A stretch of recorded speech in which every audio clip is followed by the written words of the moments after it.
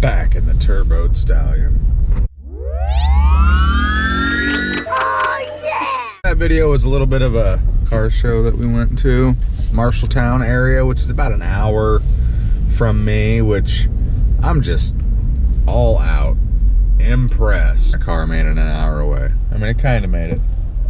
That chain bridge that I did in the back, the new one, C-channel, you know how I said that there's nowhere for the spring to go, so I'm not worried about it. The spring found a new place to go, and it was down.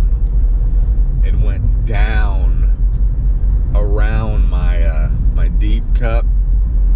I got CC deep cups in the back, and the spring wrapped itself around one of those while I was there, so that was fun driving home on no spring in the back. But it made it. So yeah, sorry for the lack of shop videos and stuff like that here lately. Just been kind of busy. Not so much busy at the shop, but just busy. That was life. The shop actually kind of slowed down the last few weeks.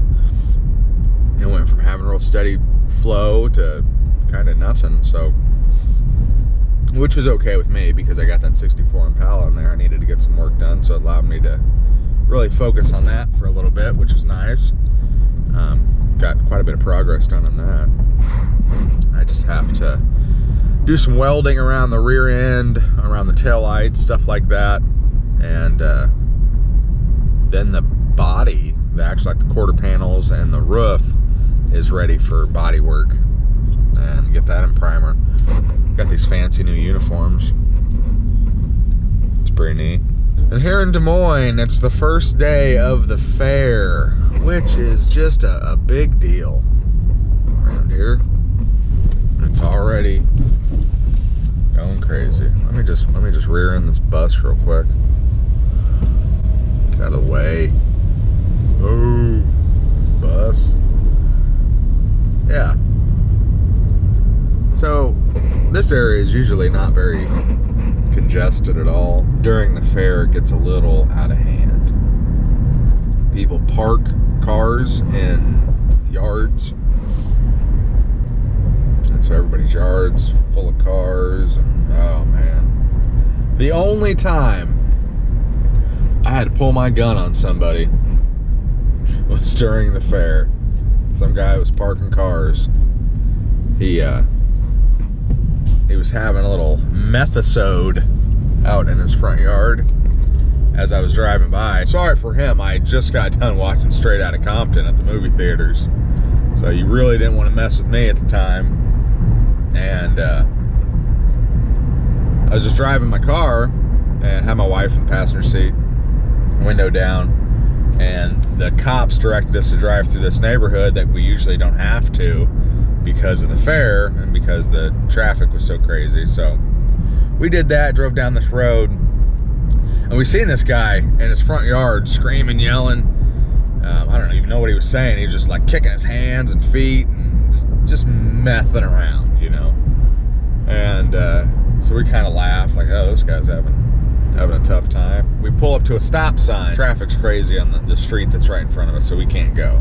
And I'm just kind of interested to see what the guy's doing. So I look in my side view mirror. And when I look in the side view mirror, there's this crazy guy.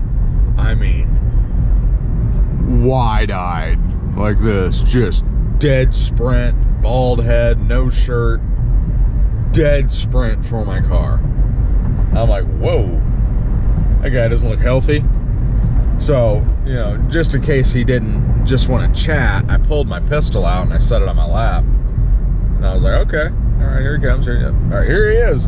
And before I knew it, he had both hands on my windowsill, screaming, yelling about, you don't scare me. A lot of obscenities that would definitely get my channel flagged if I repeated them all. But you don't scare me, mother this, and you're not intimidating me, this is my area, blah, blah, you know, the normal stuff. I pee here a lot, so you can't come through here. But he was just methed out. And he's reaching in the car, And I'm waiting to feel if he's touching me. He's not touching me yet. He's just screaming. I'm looking forward. I can't go forward. I can't go back. There's a car behind me. Can't roll my window because his arms are in my car. So I told him to get back very politely. And he didn't listen. And so I started to pull my pistol up. I had it about here, and he left. I'm like, okay, cool. That's perfect. I don't want any of this, you know. So he turns around and he leaves, and I see him spinning around, like literally spinning around with his hands in his pocket and down in his waist. And I'm like, okay, I'm watching his hands. So I pull the pistol back up, and I'm watching his hands, and I'm saying, is he coming back with something? If he comes back with anything metal or sharp, he's gonna have a worse night than what I'm having. And I kept watching his hands. He spun around and he just lunged at me. Both hands were empty though. That's all I was staring at. Both hands were empty. I'm like, okay, I'm not gonna make a permanent decision for this fella yet. And he's still screaming at me, so I show him the gun and put it in his face and told him he needs to back up. That was a little more stern this time, because you need to back up right now or you're gonna lose your life. And he said, "You don't scare me, Vato." Like, I've never heard a straight up white guy call another white guy Vato, but that's what happened. And he ran off. So that's my fair time story.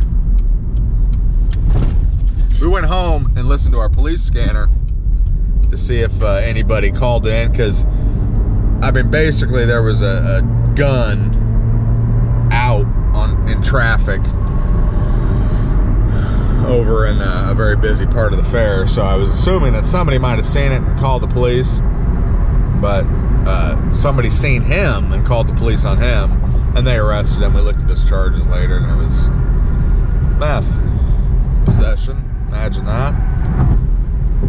So watch out, people. Des Moines people, watch out. A lot of crazies in the neighborhood. Keep your windows up, doors locked, because a lot of those people, they start parking those cars and getting that $10 a car.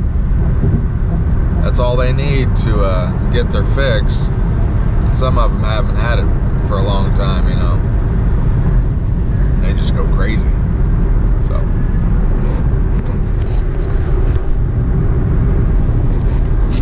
story time.